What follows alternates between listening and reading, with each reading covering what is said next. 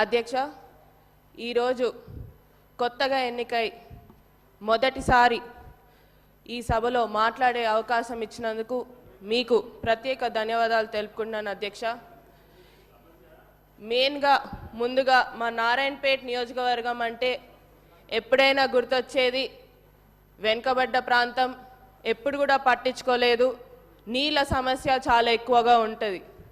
ఈరోజు మా నారాయణపేట్ నియోజకవర్గ ప్రజలందరి తరపున, రైతు మిత్రుల తరపున ఈరోజు మాకు పండగ లాగా ఏదైతే ముఖ్యమంత్రి గారు మాకు జియో 69 ద్వారా Narayanpet Kodangal lift irrigation administrative sanction అనేది ఇవ్వడం జరిగింది. 2,945 కోట్లు ఇవ్వడం జరిగింది. దానికోసమని ప్రత్యేకంగా ముఖ్యమంత్రి గారికి మరియు ఇరిగేషన్ మంత్రివర్యులు ఉత్తమ్ కుమార్ రెడ్డి గారికి ప్రత్యేక ధన్యవాదాలు తెలుపుకుంటున్నాం అధ్యక్ష. దీనికోసం ఇప్పుడు దాకా మా రైతులు చాలా కష్టపడ్డారు. ఈరోజు మాకైతే పండగలాగా ఉంది అధ్యక్ష. మా నియోజకవర్గంకి వెళ్తే రైతులు చాలా సంతోషంగా ఉన్నారు. ఈ ప్రాజెక్ట్ వల్ల ఏదైతే 1,00,000 ఎకరాలకి నీళ్ళు అనేది, మాకు సాగునీరు అనేది రాబోతుంది. ఎందుకంటే వలసలు జిల్లాగా మారిందని చెప్పి ఇంతకుముందు కూడా అన్నారు. అవే వలసలు తగ్గి మళ్ళీ తిరిగి అదే వలసలు పోయిన వాళ్ళు తిరిగి వచ్చి వాళ్ళ భూముల్లో వాళ్ళ పంట పొలాలను కోసమని పనిచేసుకోవడానికి అవకాశం ఇచ్చినందుకు ప్రత్యేక ధన్యవాదాలు అధ్యక్ష.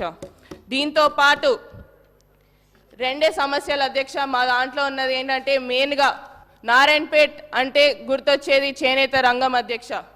చేనేత రంగంని కూడా నారాయణపేట్గా మీ ద్వారా ముఖ్యమంత్రి గారిని మరియు టెక్స్టైల్ ఇండస్ట్రీ మంత్రివర్యులు తుమ్మల నాగేశ్వరరావు గారిని నారాయణపేట్ నియోజకవర్గంలో చేనేత కార్మికుల ఉపాధి కోసమని ఒక టెక్స్టైల్ పార్క్ని మంజూరు చేయాలని మా మనవి అధ్యక్ష. దీంతో పాటు చాలా ఉన్నాయి అధ్యక్ష సమస్యలు.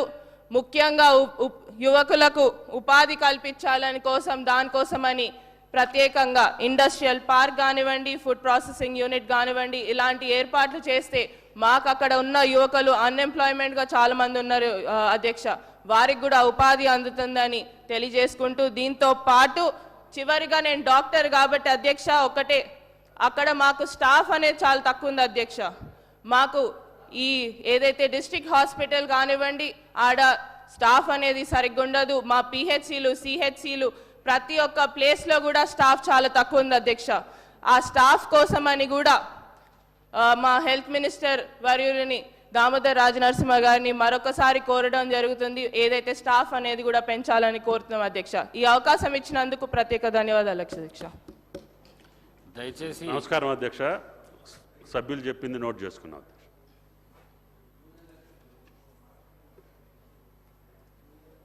దూషించినా నోటికొచ్చినట్టు మాట్లాడినా మీరు కనీసం మళ్ళీ మాకు అవకాశం కూడా ఇవ్వట్లేదు. ముందు మొదలు డిమాండ్ సార్, దయచేసి కడియం శ్రీహరి గారి పట్ల వారు చేసిన అనుచిత వ్యాఖ్యలను తొలగించండి రికార్డుల నుంచి.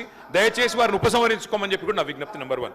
రెండవది సార్, వారు ఉప ముఖ్యమంత్రిగా పనిచేసిన పెద్దలు, దాదాపు 15 ఏళ్లు మంత్రిగా పనిచేసిన సీనియర్ నాయకులు, గౌరవనీయులు పెద్దలు కడియం శ్రీహరి గారి పట్ల వాళ్ళ రాజగోపాల్ రెడ్డి గారు చేసిన వ్యాఖ్యలు సబబు కాదు సార్. దాన్ని దయచేసి తొలగించాలి రికార్డుల నుంచి అనేది నెంబర్ 1 సార్. రెండవది రాజగోపాల్, మీరు కూడా ఒకటి సార్ ఒక విషయం మాకు క్లియర్గా చెప్పండి. మా సభ్యులు లేచి అడిగితే మరి సభ్యులకైతే ఒకటే హక్కు ఉంటుంది సార్. అందరి సభ్యులకు 119 మంది సభ్యులకు ఒకటే రకమైన హక్కు ఉంటుంది. మా సభ్యులు అడిగితేనేమో మైకు రావడం లేదు. మరి వాళ్ళ అవతల వైపు ట్రెజరీ బెంచెస్ నుంచి సభ్యులు అడిగినా మైక్ ఇస్తున్నారు, ఎప్పుడు అడిగినా మైక్ ఇస్తున్నారు. వాళ్ళని మాట్లాడమని మీరే మరి మోటివేట్ చేస్తున్నారు. దయచేసి నా విజ్ఞప్తి మీతోని, అందరు సభ్యులను ఒకటే ఘాటను ఒకటే పద్ధతిలో చూడాలి తప్ప ఈ రకంగా చూడడం ఇది భావ్యం కాదు కదా సార్. మీరు కూడా దయచేసి ఈ విషయంలో పునరాలోచించాలని విజ్ఞప్తి. ముందు రాజగోపాల్ రెడ్డి గారు మాట్లాడిన మాటలను దయచేసి మరి రికార్డుల నుంచి తొలగించాలని మిమ్మల్ని కోరుతా ఉన్నా అధ్యక్ష. వారు కూడా ఉపసంహరించుకుంటే వారి గౌరవం దక్కుతుంది. అట్లా మాట్లాడడం ఒక సీనియర్ దళిత నాయకుడి పట్ల, ఒక సీనియర్ దళిత మంత్రి పట్ల, గతంలో 15 ఏళ్లు మంత్రిగా పనిచేసిన పెద్దల పట్ల ఆ రకంగా మాట్లాడడం వారికి మంచిది కాదు.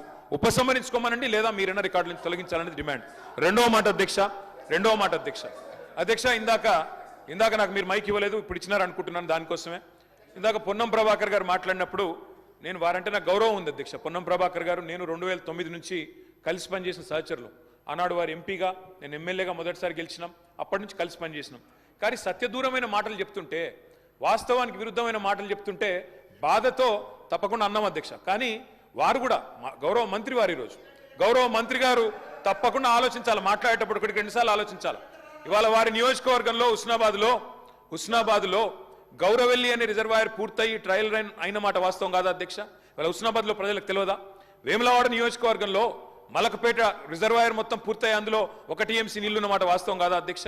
ఇవాళ కాళేశ్వరం గురించి మాట్లాడి అదేమి జరగనట్టు నేను మేడిగడ్డకు పోయి వచ్చి మా మీద బురద జల్లే ప్రయత్నం ఏదైతే చేస్తున్నారో అధ్యక్ష, నేను గౌరవ సభ్యులకు తమరి ద్వారా తెలియజేసేది అధ్యక్ష ఒకటే ఒక్క మాట అధ్యక్ష. కాళేశ్వరం అనేది ఒక బరాజ్ కాదు అధ్యక్ష. కాళేశ్వరం అంటే 3 బరాజులు, 15 రిజర్వాయర్లు, 21 పంప్ హౌజులు, 19 సబ్ స్టేషన్లు, 203 కిలోమీటర్ల టన్నల్స్, 1531 కిలోమీటర్ల గ్రావిటీ కాలువలు, 141 టీఎంసీల స్టోరేజ్ కెపాసిటీ, అదేవిధంగా 240 టీఎంసీల యూటిలైజేషన్. శ్రీయర్ గారు ఏమన్నారు అధ్యక్ష? శ్రీయర్ గారు ఒకటే మాట అన్నారు, స్టెబిలైజేషన్ కూడా తీసుకోవాలి ఒక ప్రాజెక్టులో. కొత్తగా 97,000 కూడా నీళ్ళు ఇయ్యలేదని మాట్లాడితే స్థిరీకరించబడ్డ ఆయకట్టు ఎంత అని అధికారిని అడుగుతుంటే ముఖ్యమంత్రి గారు మాట్లాడనీయలేదన్నారు. గొప్ప ఉదాహరణ నా నియోజకవర్గం అధ్యక్ష. మా దగ్గర అప్పర్ మానేర్ అనే ప్రాజెక్టు నిజాం టైంలో కట్టినారు అధ్యక్ష, 45లో కట్టినారు. ఆ అప్పర్ మానేర్ అనే ప్రాజెక్టు కోసం ఆనాడు రాజశేఖర రెడ్డి గారి ఆనాడు ప్రభుత్వం ఉన్నప్పుడు కూడా పాదయాత్రలు జరిగినాయి. దాన్ని ఎప్పటికప్పుడు స్థిరీకరించాలని నింపాలనే ప్రయత్నాలు జరిగినాయి. కానీ ఎప్పుడు నింపబడ్డది అధ్యక్ష? మొత్తానికి మల్లన్న సాగర్ కట్టిన తర్వాత మల్లన్న సాగర్ నుంచి వచ్చే కాలువ ద్వారా ఎప్పుడైతే కూడవెల్లిలోకి నీళ్ళు వచ్చినాయో, కూడవెల్లి వాగులోకి ఈరోజు ఏప్రిల్లో ఎర్రటి ఎండల్లో కూడా మా మిడ్ మానేరు మా అప్పర్ మానేరు ఎండుతున్న మాట వాస్తవమా కాదా? మా కరీంనగర్ జిల్లా శాసనసభ్యులు వారికి తెలుసు అధ్యక్ష, శ్రీధర్ బాబు గారికి, పొన్నం ప్రభాకర్ గారికి. అందుకే ఆ బాధతోనే మేము చెప్పింది, గౌరవెల్లి అయినా, మలక్పేట్ రిజర్వాయర్ అయినా, అదేవిధంగా మా అప్పర్ మానేర్ అయినా, స్థిరీకరించబడ్డ సింగూర్ అయినా, స్థిరీకరించబడ్డ నిజాం సాగర్ అయినా, ఎస్ఆర్ఎస్పి పునరుజ్జీవమైనా, ఇవన్నీ కూడా కాళేశ్వరం ద్వారా జరిగిన మాట వాస్తవం అధ్యక్ష. అందుకే గౌరవ మంత్రి గారిని, ప్రభాకర్ గారంటే నాకు గౌరవం, ఎందుకంటే ఉద్యమ సహచరుడు. ఆనాడు పార్లమెంట్లో వీరోచితంగా పోరాడింది కాబట్టి మా నాయకుడు కేసీఆర్ గారు కూడా కరీంనగర్లో, ఇక్కడ అక్కడ కాదు అధ్యక్ష, కరీంనగర్కి వచ్చే బహిరంగ సభలోనే వారిని అభినందించారు. కాబట్టి మాకు అట్లాంటి మంత్రి గారిని అగౌరవపరిచే కుసంస్కారం లేదు. కానీ మంత్రి గారు కూడా వాస్తవాలు చెప్పాలి అధ్యక్ష.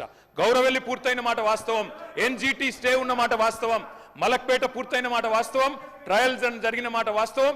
కాళేశ్వరంలో, ఇంత పెద్ద కాళేశ్వరంలో 3 బరాజులు, అదేవిధంగా 15 రిజర్వాయర్లు ఉండే కాళేశ్వరంలో ఒక్క బరాజులో 3-4 పిల్లర్లకు ఇబ్బంది జరిగితే దాన్ని రిపేర్ చేయండి. ఇప్పుడే మా గౌరవ పెద్దలు కడియం శ్రీయర్ గారు డిమాండ్ చేసినారు, దాన్ని రిపేర్ చేయండి. రైతుల మీద కోపం పెంచుకోకండి. కేసీఆర్ గారి మీద కోపం ఉంటే, రాజకీయంగా ప్రయోజనం కావాలనుకుంటే ప్రయత్నం చేయండి. కానీ ఆ ప్రాంత రైతాంగం పట్ల కక్ష కట్టవద్దు. నింపండి, మేడిగడ్డ నింపండి, కాళేశ్వరంలో పంపింగ్ స్టార్ట్ చేయండి. వాళ్ళ 5,000 క్యూసెక్ల నీళ్లు కిందికి పోతున్నాయి. ఇది రాజగోపాల్ రెడ్డి.